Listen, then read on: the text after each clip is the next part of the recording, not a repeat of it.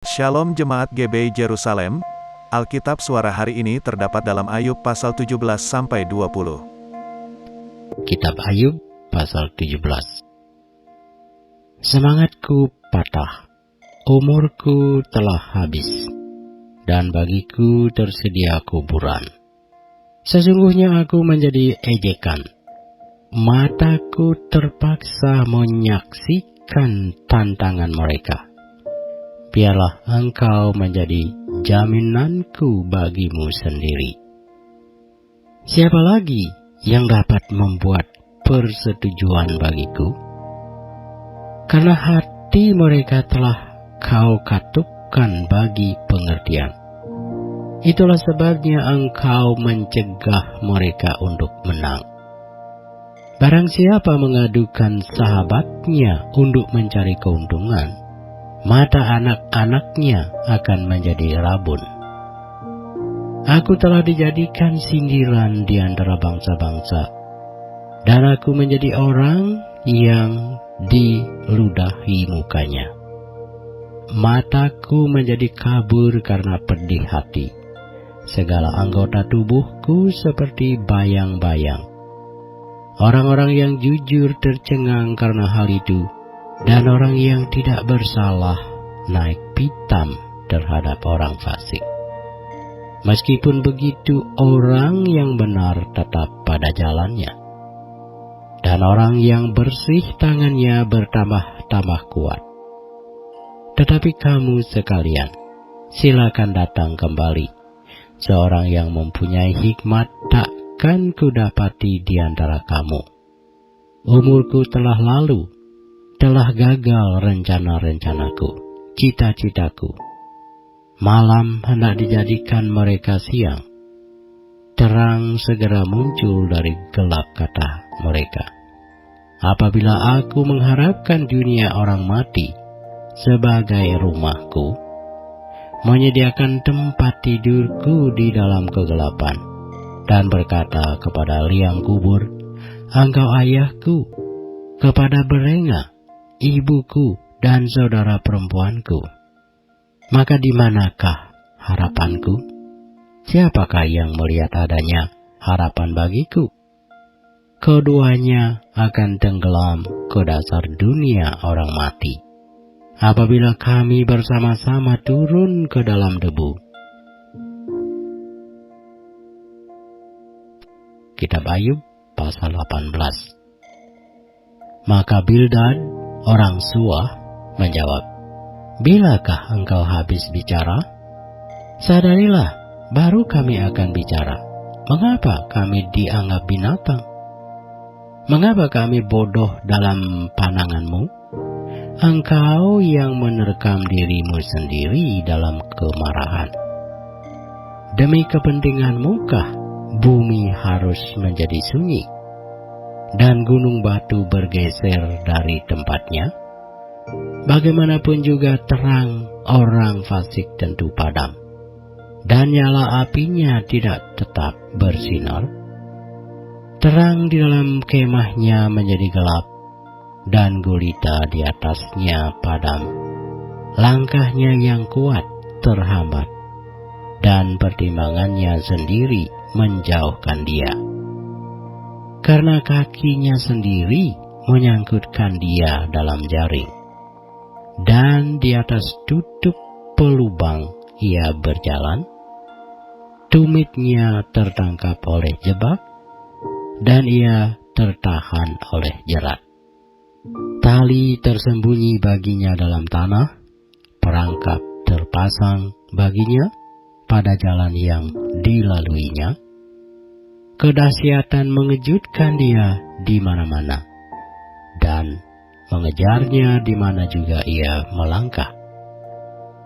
Bencana mengidamkan dia, kebinasaan bersiap-siap menantikan dia jatuh.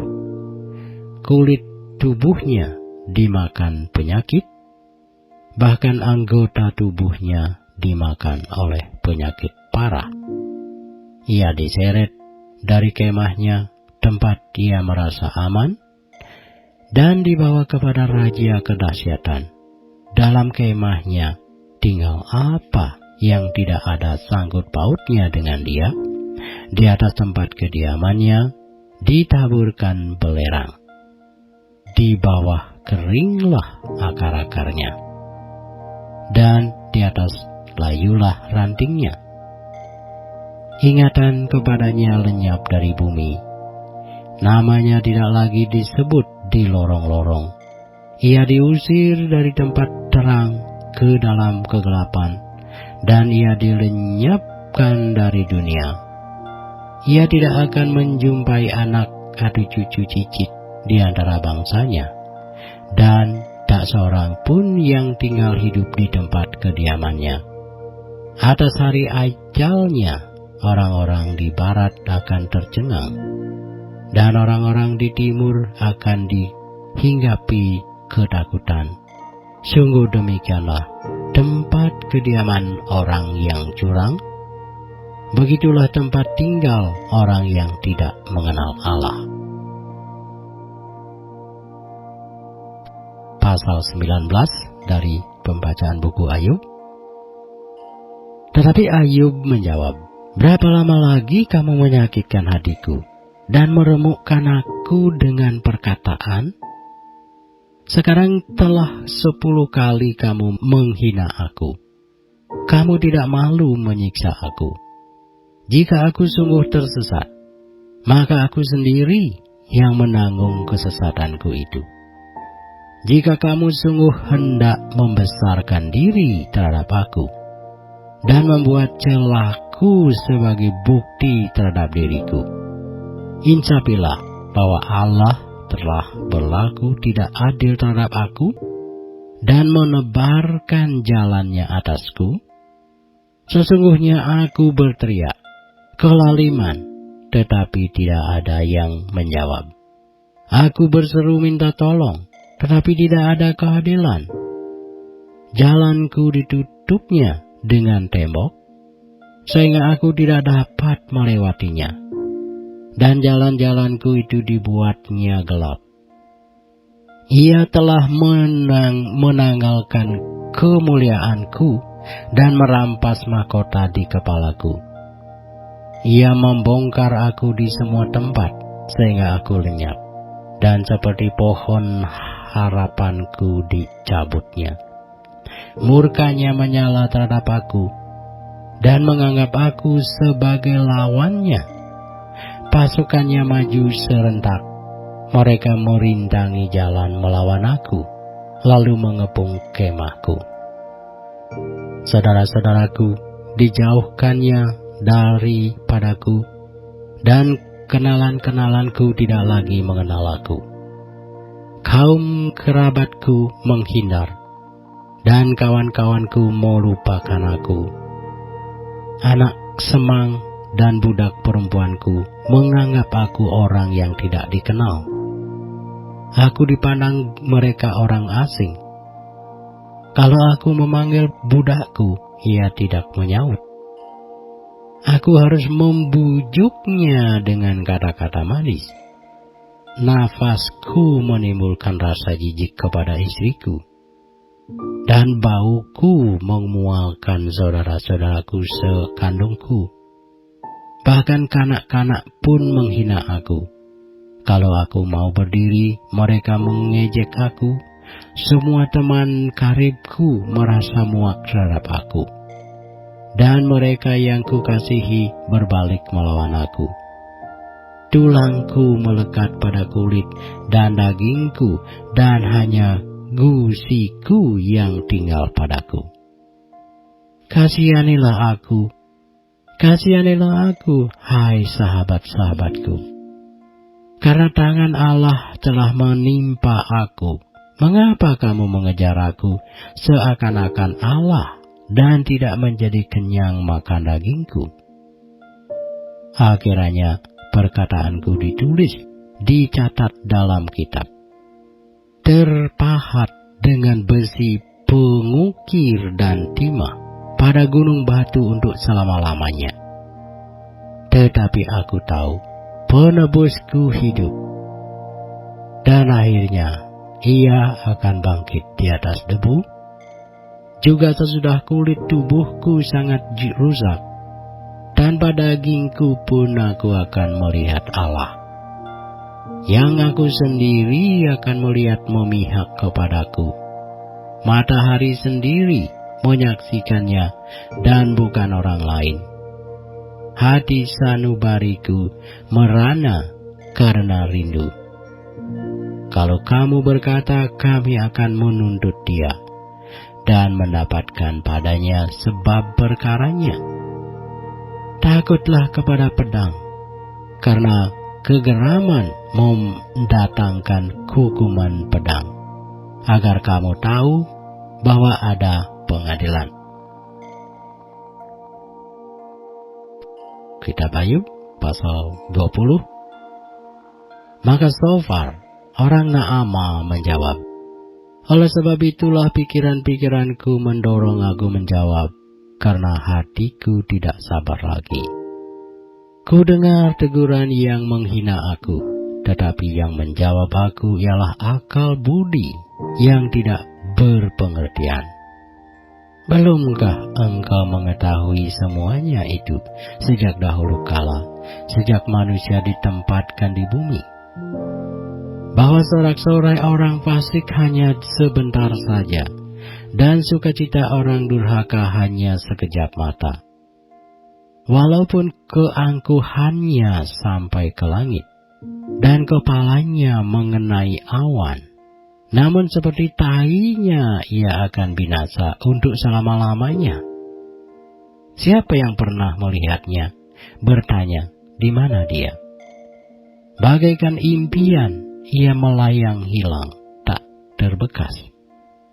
Lenyap bagaikan penglihatan waktu malam.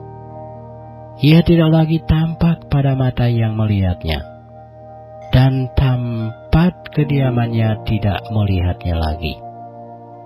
Anak-anaknya harus mencari belas kasihan orang miskin, dan tangannya sendiri harus mengembalikan kekayaannya.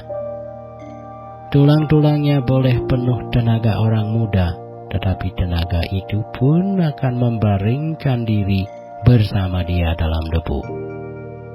Sungguh pun kejahatan manis rasanya di dalam mulutnya, sekalipun ia menyembunyikannya di bawah lidahnya, menikmatinya serta tidak melepaskannya, dan menahannya pada langit-langitnya, namun berubah juga makanannya di dalam perutnya, menjadi bisa ular tedung di dalamnya.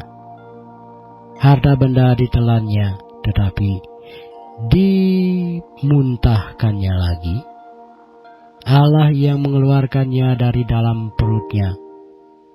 Bisa ular tedung akan diisapnya, ia akan dibunuh oleh lidah ular.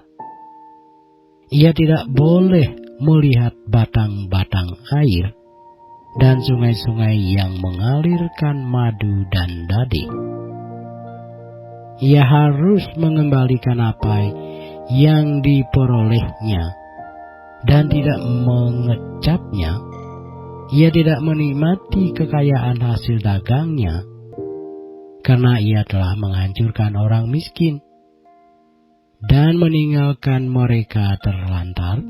Ia merampas rumah yang tidak dibangunnya.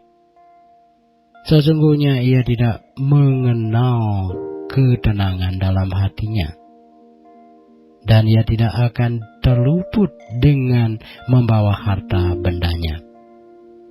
Suatu pun tidak luput daripada lahapnya. Itulah sebabnya kemujurannya tidak kekal.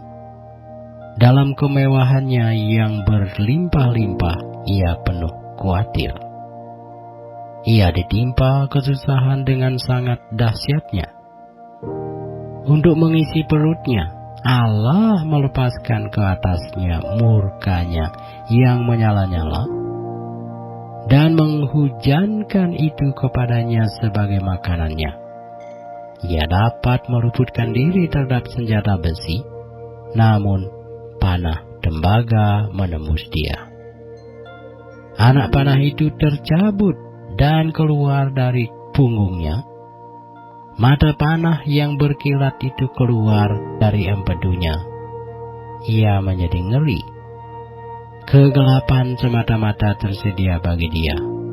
Api yang tidak ditiup memakan dia dan menghabiskan apa yang tersisa dalam kemahnya.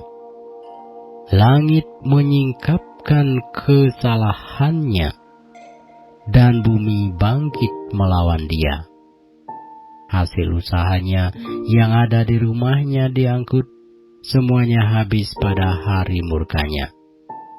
Itulah ganjaran Allah bagi orang fasik, milik pusaka yang dijanjikan Allah kepadanya.